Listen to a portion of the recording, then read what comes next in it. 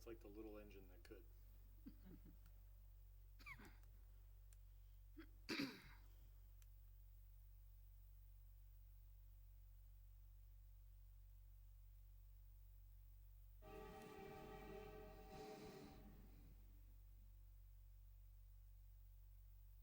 It's 4:00.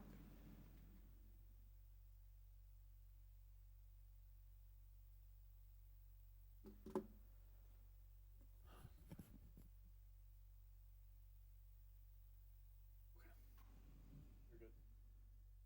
Go.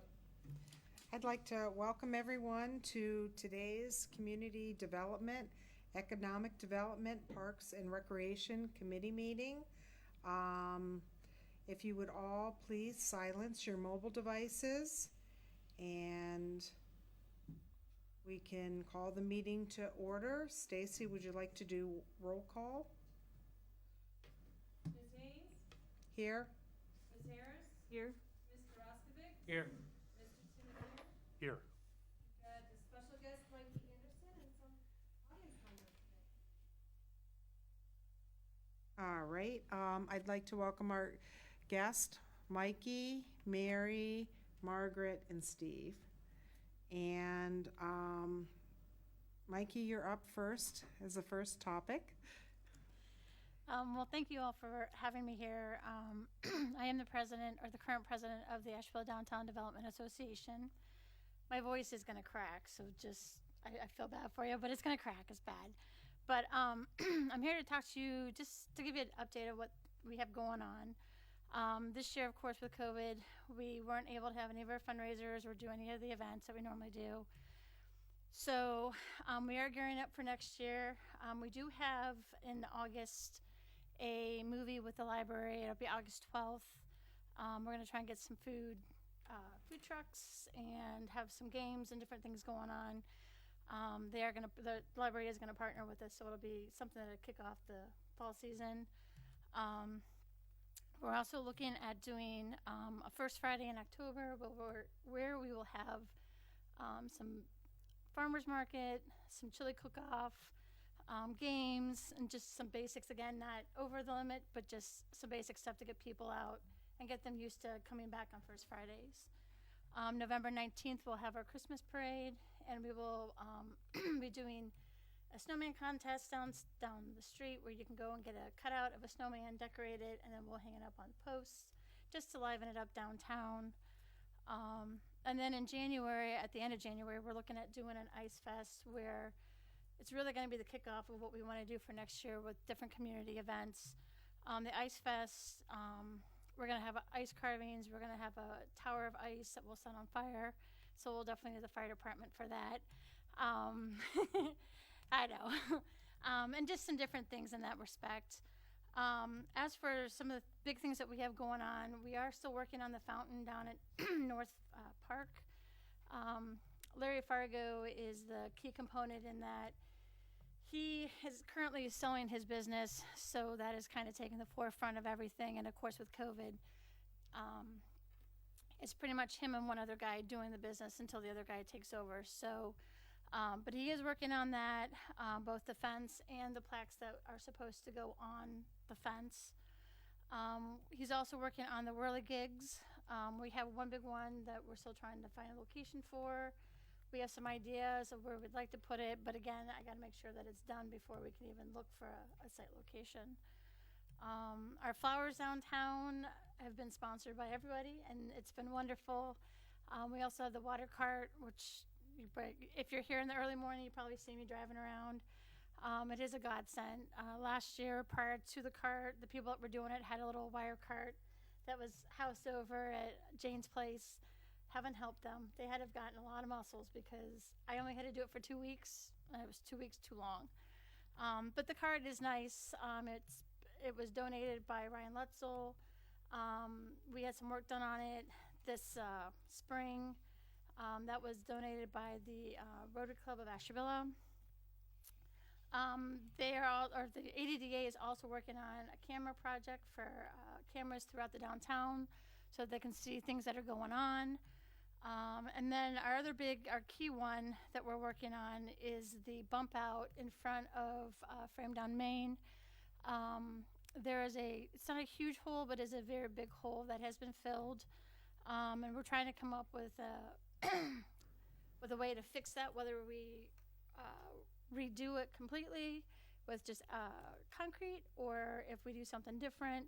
I know that the EDDA in the original streetscape has money put aside for some tiles and some different things, but we can use those funds for doing something different with that area, whether it's taking out a parking spot on both sides and then filling the hole and putting new concrete there, and then maybe getting a statue. There's a lot of different things that we could do, but we do have to get the hole fixed and decide what we're going to do. I know our problem or our issue is that, and I know I've talked to Mr. Timonaire, that we don't know what's underneath it. And although we have funds that we can repair the top part, I don't know what we would find once we start digging that up. I'm sure we could find somebody that would donate excavation of that, but again, who would be responsible if there's something down there that breaks? If there's things down there that we need to replace that we can't afford to replace, then what happens? So that's kind of like our one big thing that we really want to get accomplished, because it does, I know from doing the water cart, it is kind of disheartening to see it, that it's still there, that we haven't gotten it fixed. Because the downtown is looking really nice, so we really do need to fix it. And I'm sure it's going to end up being a hazard here soon, with somebody tripping, and then who would be responsible for that liability at that point in time. So those are some of the big things that we have going on. Anybody got any questions, I guess? I have, I guess, more comments than questions. So the bump out that she's referring to, it's something that there's been a lot of emails and private conversations concerning this. I personally feel that that is part of the city's property because it is on the street. And I've just been trying to patch together some kind of city ADDA. At one time, the county commissioners were willing to offer up money for this. So I just want to kind of put it to bed. Like, let's just get it fixed and let's just get it figured out. Madam Chair. Yes. So the hole comes from a repair done by the property owner, correct? Yeah, there was a water main break. So that should have been patched temporarily, permanently, or whatever as part of that project from a water main break. The rest of it, as I've told you and I've also discussed with ADDA, we will look into it. I still do not believe that it's city property, but I know this isn't going to go to bed until the city takes care of it. So I'll probably most likely be looking at the rest of the bump outs on Main Avenue as well. If you do for one, you have to do for all, in my opinion. So I think the reason why it has not been repaired, we had the city engineer come down there. It's because there's nothing, they can't repair it because all of the sidewalk leading up to that hole is broken. So that's part of the challenge.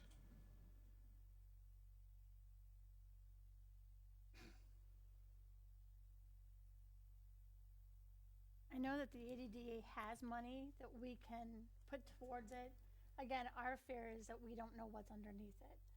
So, I mean, And that's the whole problem with taking out the bump out altogether, is what Right. utilities would have to be moved and what can of worms we're opening up. Right. In addition, as most of you know, we did vacate the alley next to Carlisle's and what used to be Tom Tech or E&B Company. And Carlisle's, when they do that project, is planning on making parking spaces across there as well. So we have to look at some infrastructure within that area.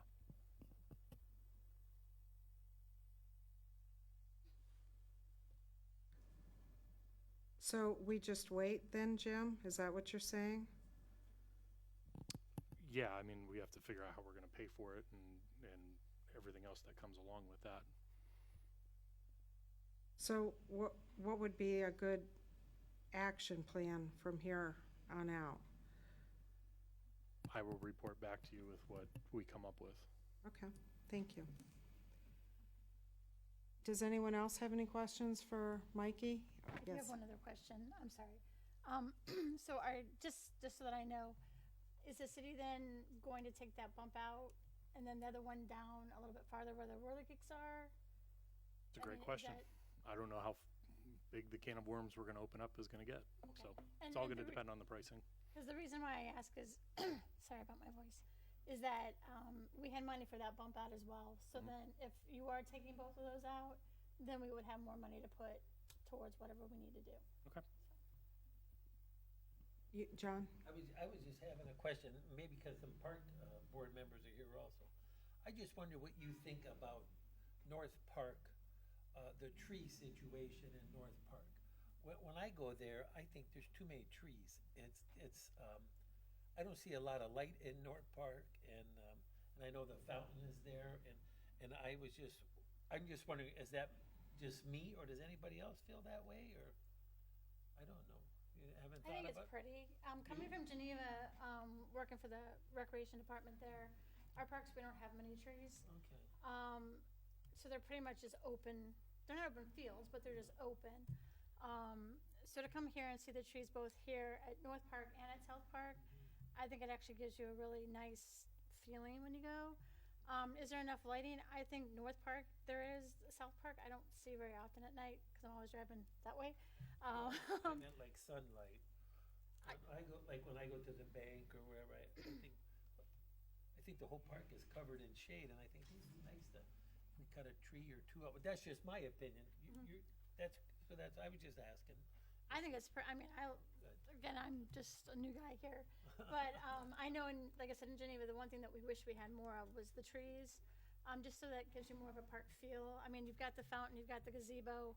I know our big component in Geneva, not to keep bringing that up, but where our gazebo is, we actually had to go and buy trees to put there, and they're just now starting to get to where they are producing enough shade, and that we can put lights in them to make them look pretty festive. So. Madam Chair, Mr. Roskovich, you remember a couple, I don't know if it was last year or the year prior, we had a microburst that came through downtown, and we lost 3 or 4 trees, big trees up front. So actually the front of the park has quite a bit of light, but towards the back by the gazebo is quite shaded, and it does make it nice for some of the events that are in the park in the summertime to be under the shade. So I just think, Mhm. that's why a lot of people, different opinions is good. Does anyone else have any questions for Mikey? No? Well, thank you for coming. You're welcome to stay for the rest of the meeting, or you can be freed, whatever you so choose. Thank you. Our next discussion is the mobile food truck legislation. And Steve, I think that you had had some things you wanted to add. I don't have anything really to add. Questions that may come up in relation to the fire code. Mobile food trucks, as I sent out, mobile food trucks have been in the fire code, governed by the fire code for years now, give or take. Legislation that's in the fire code is very difficult to enforce. So I'm not sure what council's plan is with food trucks, but I can answer any questions that come up in relation to the fire. Technically, it's already, as far as the fire code goes, council adopted the entire fire code in its entirety. It has adopted the current fire code, so you don't even have to renew it as it gets updated. So technically, it's already in codified ordinance. So, As far as the fire code is concerned. Madam Chair. Yes. So I was a little bit confused as to why this and the health department requirements were on here. The request that I had was to just look at the codified ordinance, chapter 759, pertaining to temporary stores, because as we had discussed, it is very unfriendly to whether it be mobile food trucks or any kind of pop-up type store. what we do in the health department or the fire department really does not have any bearing on what we put in this legislation, unless you say ignore the fire code or the health code in the legislation, which I don't think we'd ever do.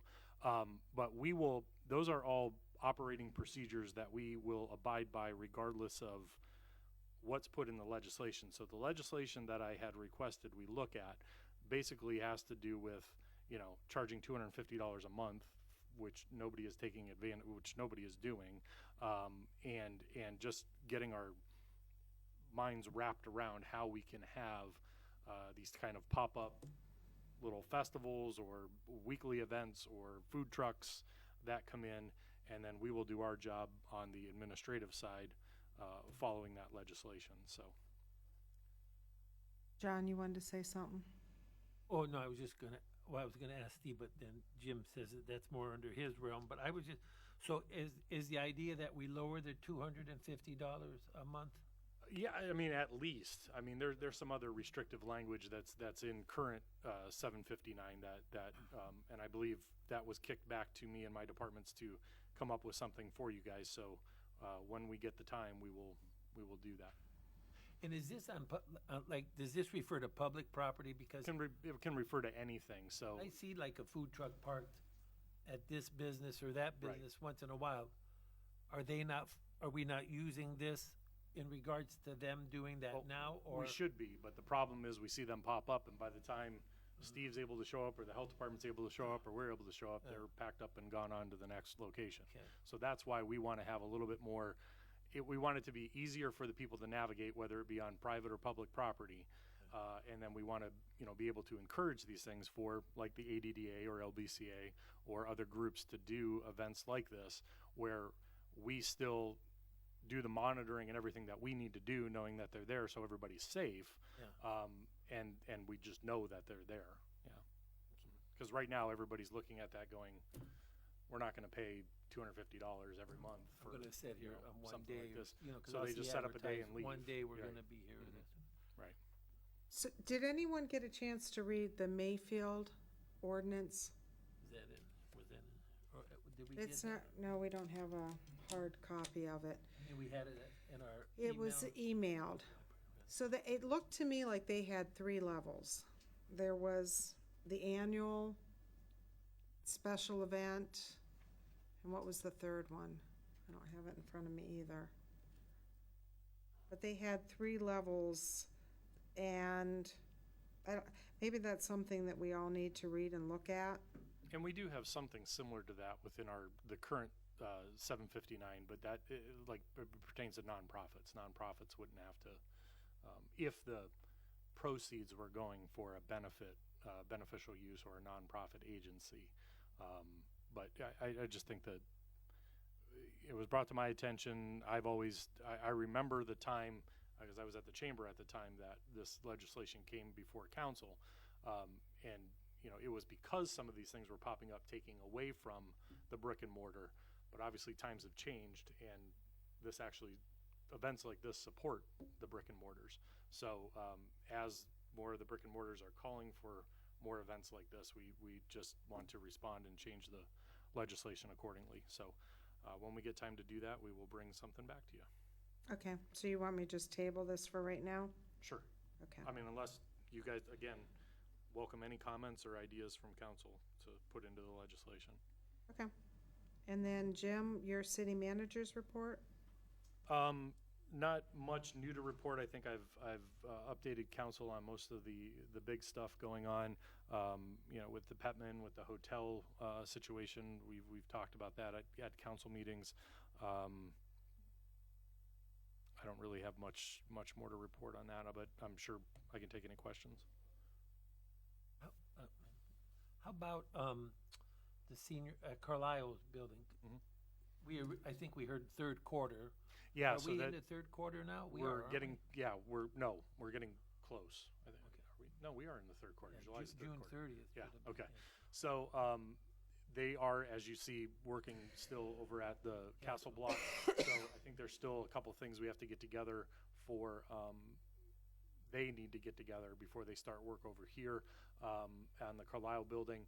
we did get notification that Conneaut did pass their ordinance to allow for the ESID, which is the PACE program that we had talked about. We're joining their ESID.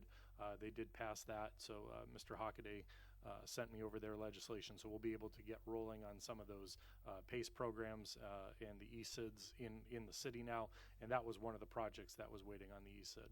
Okay. So, I think that would like help Main Avenue. Once people yeah. see things happening down there and bulldozers, whatever, people are gonna say, hey, you know. yeah, and from what we understand, the Castle Block already has several new tenants lined up for the first floor commercial. I don't want to announce any of those, but I've met at least one of the business owners that's planning on coming over there. It's a really nice concept. It'll be a good deal for Main Avenue. Yeah. I saw their parking lot that they're putting in. That'll be fabulous. Yep. So does anybody have any more questions for Jim? No? Let's move on to Parks and Recreation Committee report. Do one of you want to give it? You can go up there if you want.